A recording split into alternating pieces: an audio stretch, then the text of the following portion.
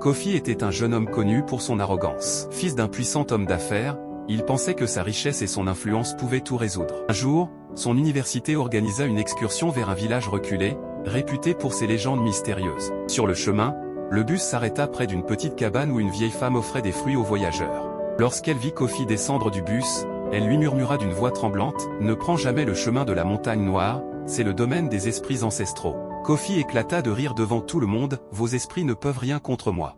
Je suis Kofi, et ma richesse me protège. » Les autres étudiants le suppliaient de ne pas y aller, mais Kofi, pour prouver qu'il était invincible, quitta le groupe et s'aventura seul sur le sentier interdit. Alors qu'il avançait, une brume épaisse envahit soudain la montagne. Des murmures incompréhensibles résonnaient tout autour de lui, et il sentit une présence lourde. Voix grave retentit dans le vent, « Pourquoi as-tu osé violer notre sanctuaire ?» Terrifié, Kofi cria, « Je suis Kofi, fils d'un homme puissant. Personne ne peut me faire du mal. » La voix éclata de rire, froide et glaçante, « Ici, la richesse est insignifiante. Seule l'humilité sauve les âmes perdues. » Le sol sous ses pieds se mit à trembler, et Kofi fut figé sur place. Il tenta de courir, mais ses jambes refusaient de bouger. Il sentit quelque chose l'envelopper, une force invisible, implacable. Quelques instants plus tard, il disparut, ne laissant derrière lui qu'un cri étouffé.